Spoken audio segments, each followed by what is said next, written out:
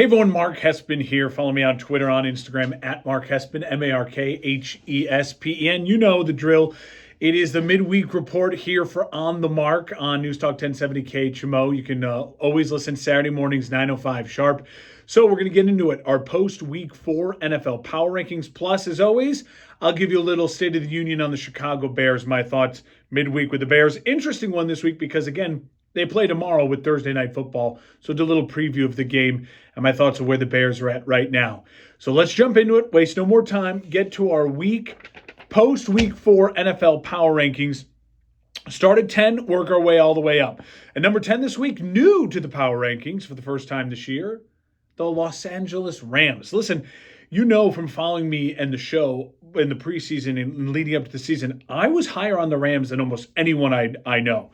I picked the Rams to win the division. Well, I don't think the Rams are actually going to win the division anymore the way the Niners have come out playing.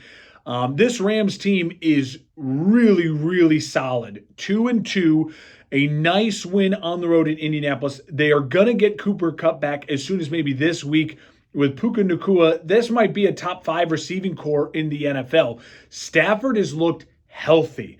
Got a little banged up, but played through it in the game against Indianapolis. And this Rams defense, while young and is giving up some big points, they can get pressure up front with Aaron Donald and these young guys. Rams underrated 2-2. Still have plenty of time to make noise in the NFL. They're at number 10. Up a spot this week, the Dallas Cowboys move up from 10 to 9. Listen, they're probably the lowest on my power rankings than any one other power rankings you're going to see. Most teams are going to have Dallas in the top 5. I don't blame them for having Dallas in the top 5. I still am just not a buyer in Dallas. We're going to learn a ton about Dallas this weekend, Sunday night. And I'll eat crow and move Dallas up if they go out and perform really well against the San Francisco 49ers and maybe even win that game. I just don't think that's going to happen. I think Dallas is an above-average team that is a class below the elites in the NFC and the AFC.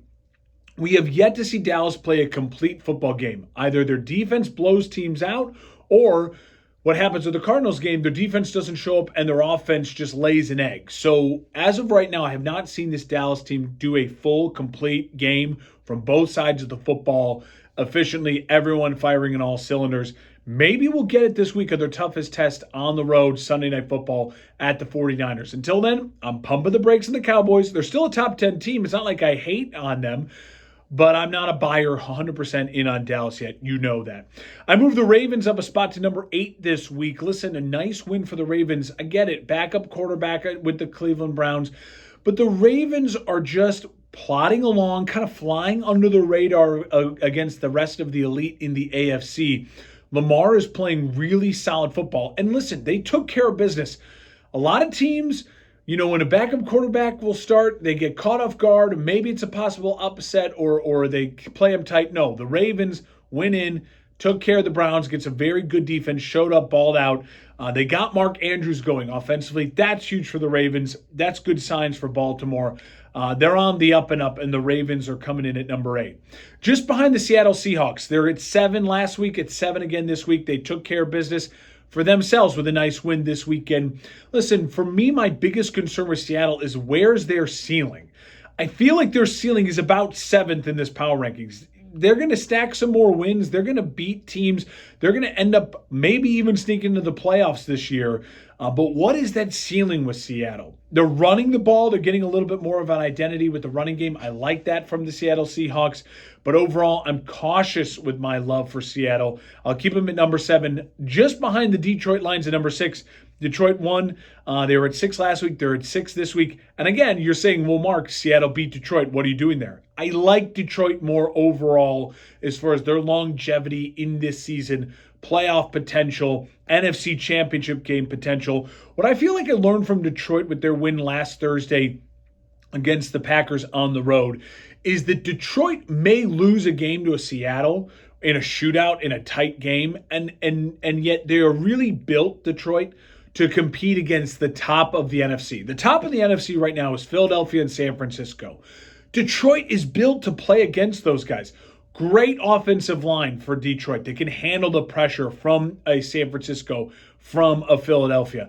And their defensive line has shown up. Hutchinson, McNeil, Really, really solid play from the Detroit defensive line. So they are built in the trenches to handle the top of the NFC. And they have a quarterback who I believe in with Jared Goff more than I believe in Brock Purdy. They're getting Williams back. So you're going to get more offensive firepower as Amon-Ra St. Brown showed up. David Montgomery and Jahmyr Gibbs. That backfield is a very elite backfield. This Detroit team has great offensive line play, really solid defensive line play. Laporta, a bunch of weapons, and a really, really solid quarterback. Nothing not to love about the Detroit Lions. I have them at 6, but on the up and up. Miami falls down 2 spots. I put them at number 5. No shame in losing on the road to the Buffalo Bills. First loss of the season. What do we learn about Miami this week? I didn't learn anything. I learned that you can slow them down with physical play. Well, we already knew that. I learned that they struggle maybe in division. Well, we already knew that. They struggled offensively against the Patriots in division. What we know about Miami is that they're the fastest team in the league. They're really, really well coached. And when their defense clicks, they can be really, really dangerous. It didn't click against a high-flying Josh Allen offense. I don't think there's anything to be ashamed with that with Miami. It's a tough loss. You would have liked them to have played better if you're a Miami Dolphins fan, and they certainly could have moved up the power rankings if they had beaten Buffalo in Buffalo, but they didn't. They lost pretty easily. They're going to move down a couple spots. Not panicking about Miami. Miami still is going to be in the mix late in the season in the AFC. The Bills move up a spot after a nice win against Miami in division. Listen, the Buffalo Bills, since that weird start to the season and that Monday night game where Aaron Rodgers tears his Achilles, they have been playing lights out football. Maybe the best football in the NFL since that game. The problem with the Buffalo, injury in the backfield.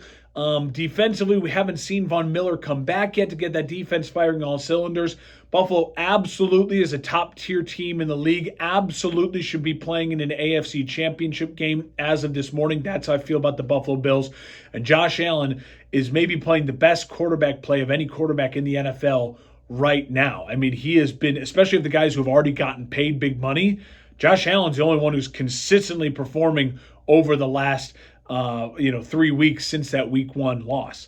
The San Francisco 49ers, I moved them up a spot as well into the number 3 slot. Listen, San Francisco, what is there to say about San Francisco that I haven't already said? You got to love San Francisco. They're the most complete roster in the NFL, and their quarterback, he's the question mark, and yet he's been playing really good football. I keep waiting for the Brock Purdy getting exposed game. It hasn't happened yet. I'm the one who keeps saying it's going to happen. I'm going to stick to that. I still don't trust Brock Purdy in the biggest moments in the games late in the season, but he has a chance to again prove all the haters wrong in primetime Sunday night. That is going to be the absolute must-watch game of the weekend. We're going to learn a ton about the Niners and the Cowboys after that game. Right now, though, overall as a roster and the head coach, the 49ers are an absolute wagon. They're at number 3. I still have them behind the 2 teams that played in the Super Bowl last year. Why? Because both teams that played in the Super Bowl last year have only been playing really solid football this year and have me not concerned at all. The one thing I'm concerned about with Kansas City, and that's why they're at number 2 behind Philadelphia, is the fact that I still just don't know about their weapons beyond Travis Kelce. I'm still not 100% sold on the weapons beyond Travis Kelce. And, when people are like, oh, Mahomes didn't look so great against a really great Jets defense on the road. People forget. Go and look at Mahomes' career. 2 games a year, he has a stinker. He just has this. It happened with the Titans a couple years ago. It'll happen. It happened with the Bengals last year. He has a stinker. It happens. He's not perfect in every single game. He's still the best quarterback in the NFL. This Chiefs defense is still playing better than any Mahomes Chiefs defense has played so far. Those are all real positives. Where is the depth of weapons behind Mahomes and behind Kelce? That's why they're at number 2. Philadelphia, number 1. I'm rolling with Philly. Jalen Hurts really, really played well. They won a divisional game, a tough game against a very feisty Washington Commanders football team. Don't apologize for the win. A drive to win the game for Jalen Hurts with A.J. Brown. If A.J. Brown doesn't have the silly penalty, that's a game-winning drive. There is no overtime.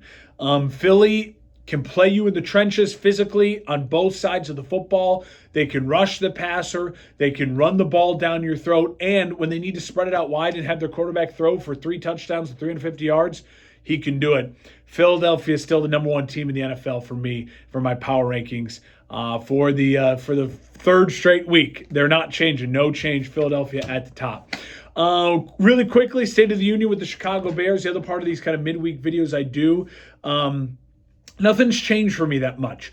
The only thing that I could argue would change for me is that Luke Getsy may have woken up. Luke Getsy seemed to have gone to the wagon and gone to the well of some really more interesting dynamic play calling, and Justin Fields looked really, really confident. On the flip side of that, they also gave up a 21-point lead, and Matt Eberflus and his defense, once again, embarrassing effort. Yes, you could argue, okay, one of the touchdowns to score shouldn't be against Matt Eberflus because Fields fumbled and they led for a score. Sure, fine. I'll let you have that. But overall, again, when your offense gives you that lead going into halftime and your defense can't get consistent stops on the second half of the game and make the adjustments necessary to keep that lead, I blame Matt Eberflus and his defense. This is the worst coached team in football. One of the big polls I saw going around on Twitter this week was, would you rather Justin Fields or Caleb Williams? That is such a silly question to me at this point in time of the season. Obviously, none of that matters, who's the quarterback, until we know who the next head coach of this football team will be. If Matt Eberflus is the head coach of this football team next year, what's the point of drafting Caleb Williams? There's no point, because you're just going to be in the same spot you've been the last two times you change your coach, where you have a quarterback who needs a new head coach.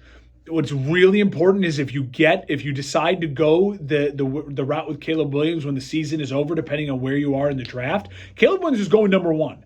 So right now the Bears have two chances to get to the number one pick. If they end up with the number one pick, then yes, the obvious thing should be fire the head coach, go get a Ben Johnson, a Jim Harbaugh, an offensive guy, bring him in with Caleb Williams. If you don't have the number one pick, then get a new coach and run with Justin Fields, depending on how he plays the rest of the year, and surround him with a ton of talent. At this point in time, I'd rather have Justin Fields than anyone not named Caleb Williams.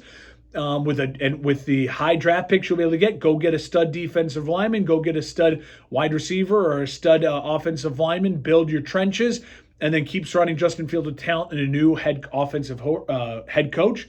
That's where I'm at with the Chicago Bears. I think they're going to win against Washington on the road against the Commanders. I really do.